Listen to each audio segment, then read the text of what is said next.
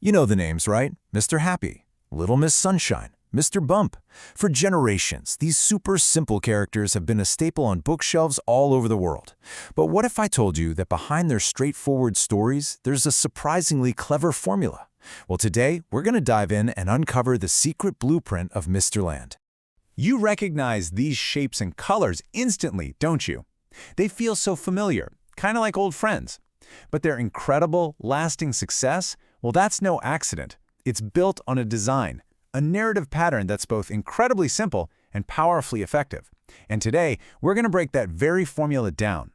But before the formula, before the dozens of characters, and before the global franchise, there was just a single curious question.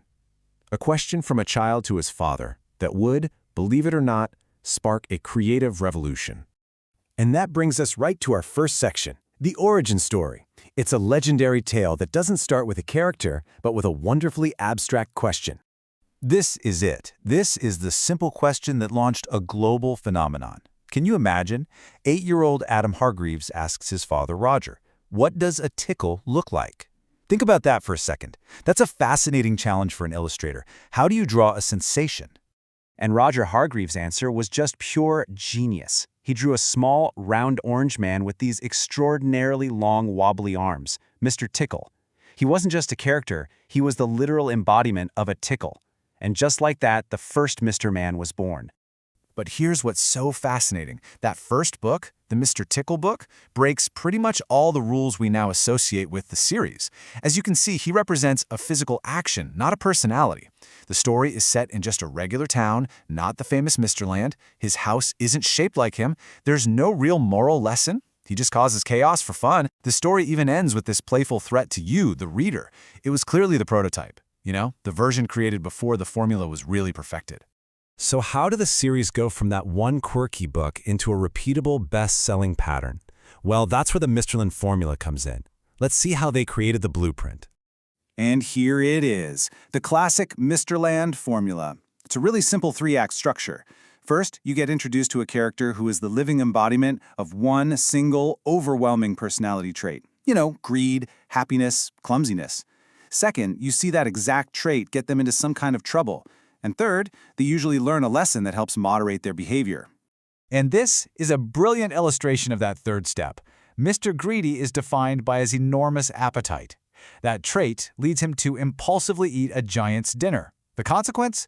A giant-sized stomachache that teaches him the value of moderation. It's just a perfect, self-contained, cautionary tale. Okay, so once you have a formula, you're going to need a cast. And the residents of Mr. Land, while they're all unique, often fall into these clear and recognizable character types. When you lay them out like this, you can totally see the patterns.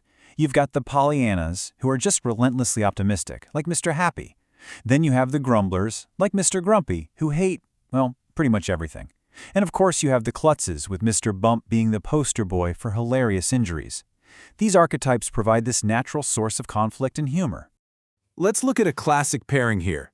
You've got Mr. Happy, who lives to spread joy, versus Mr. Grumpy, who is so grumpy he literally tears pages out of books just because he can't stand them. I mean, when these two meet, the story writes itself. It's the irresistible force of cheerfulness meeting the immovable object of grouchiness. But don't let the simple designs fool you. The interactions in Mr. Land can get surprisingly intense. This quote is a fantastic example.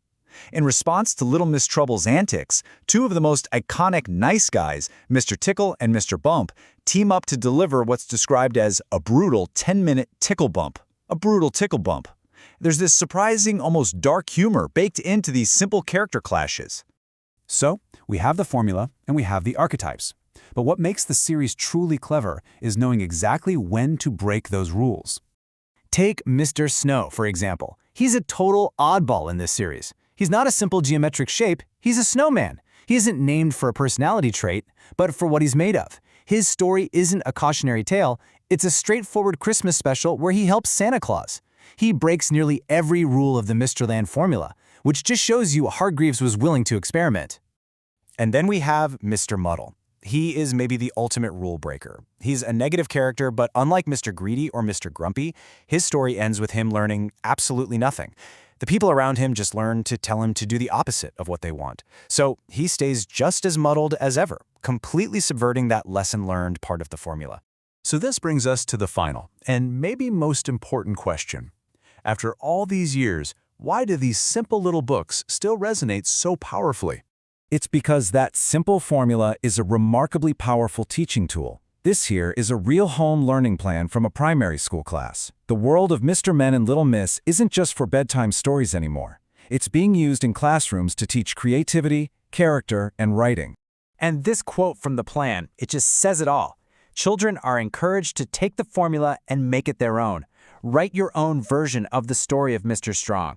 The characters are so clear and the story structure is so intuitive that they provide a perfect framework for kids to start building their own narratives. And that's the secret, isn't it?